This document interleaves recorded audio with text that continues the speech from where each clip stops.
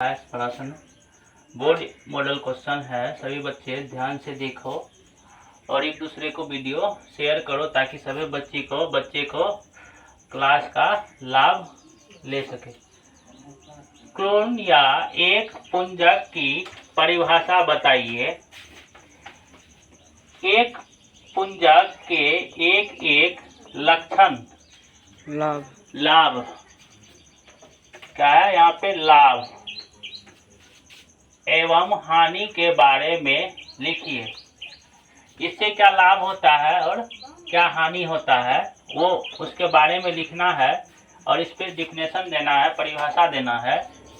एक विजातीय डीएनए प्रकृति के मूल से जुड़ जाता है ताकि डीएनए का विजातीय खंड परपोषी जीव में स्वयं प्रकृति या गुणित हो, तब इसे क्लोन कहते हैं।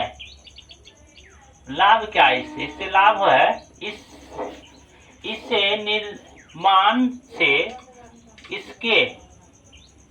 इसके निर्माण से कैंसर, एड्स जैसे बीमारियों से बचा जा सकता है। हानि क्या है? एक ही प्रकृति के कारण प्रजनन दोष उत्पन्न हो सकता है। ये हमारा हानि हो गया। अगला प्रश्न है, एड्स के दो लक्षण की विवेचना करें। एड्स के दो लक्षण के बारे में बताना है। किस लक्षण से? एड्स के दो लक्षण है, पहला है शरीर के भार में एकाएक कमी आना।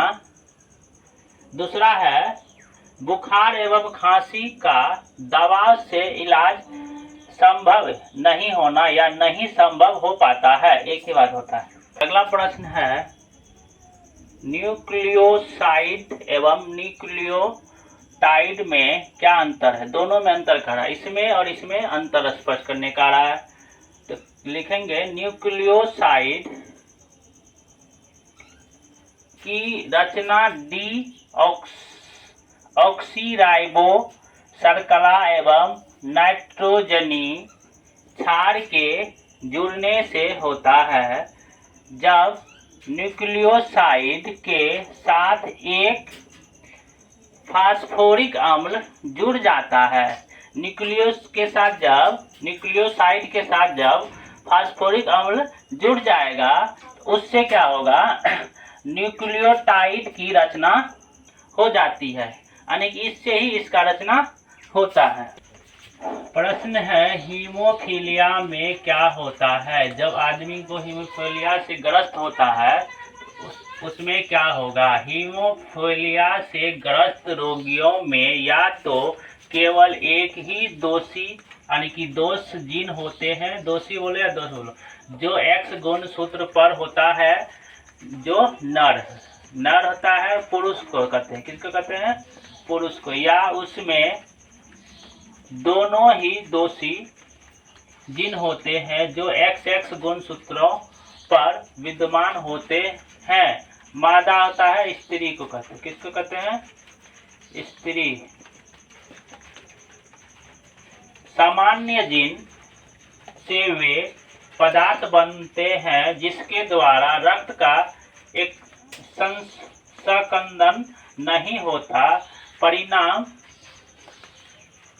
एक बार रक्त का बहना शुरू हो जाने पर बाद में वह रुकता ही नहीं। अगला प्रश्न है, टीकाकरण क्या है? दो पंक्तियों में उत्तर दे, यानी कि दो लाइन मांग रहा है। रोगों के खिलाफ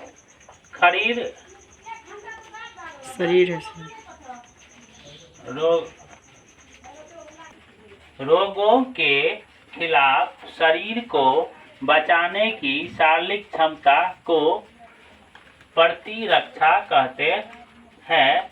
मां के दूध से शव काल में नवजात शिशु के लिए अत्यंत महत्वपूर्ण है, क्योंकि यह उसे रोगों से लड़ने की प्रतिरक्षा करता है। माँ का जो दूध होता है बच्चे को 3 माह तक कंटिन्यू पिलाना चाहिए ताकि बच्चों को कोई दूसरा बीमारी नहीं पकड़े। बाहर का दूध से क्या होता है, कई तरह के बीमारी पकड़ने का होने का संभावना रहता है।